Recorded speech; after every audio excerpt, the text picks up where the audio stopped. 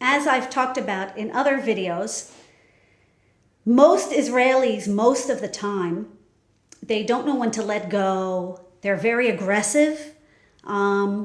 They don't take no or maybe for an answer. They also don't have patience.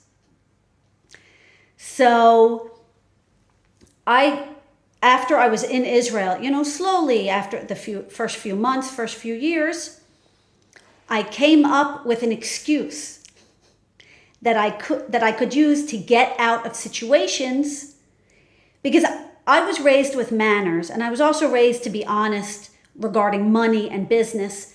So it's a 180-degree different mindset and culture here, and the value system when people are selling things to you. A lot of times they lie, or they lie by omission, and they don't let you go. And I was raised not to just walk out on somebody. So to get myself out of certain situations, if I didn't want to buy something, I started using my husband as an example. Oh, I'm waiting for my husband. I have to check with my husband. Oh, he'll decide. Oh, I'll talk to my husband. I need to get permission from my husband. Now, Samantha Adva, I thought this was genius and so great and short, and it'll be a solution to shut people up. It had the opposite effect. When I used to use my husband as an example for not giving them money or closing a deal or buying something, they would say to me the following: "What? You don't think for yourself? What? You need your husband to decide for you? What? Your husband decides everything? What? What about feminism?" And then it would just enrage them and incite them. And then they would push even more for me to sign something or buy what they were selling.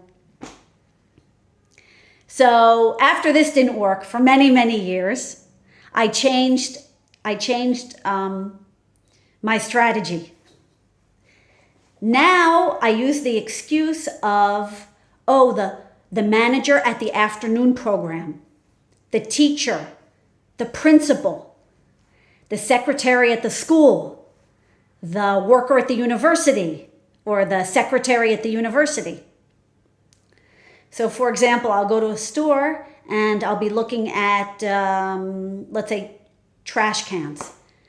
And somebody will be like a leech on my neck and just not stop talking and yelling and pressuring me to buy it.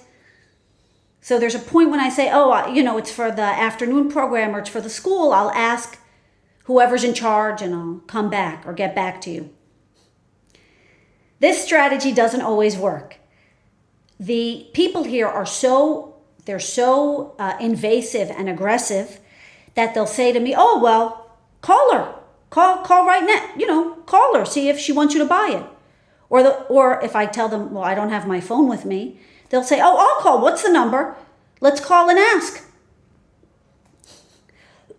And then, of course, what I get all the time as a third option is, just buy it. You can always bring it back, which we know how that ends. Then I have to go back to the store, and then they might not exchange it, and wastes the whole day. So this strategy of using either a principal or a teacher or the head of a program as an excuse for getting out of situations, it occasionally sometimes works, which is better than never working at all. So that's what I use now.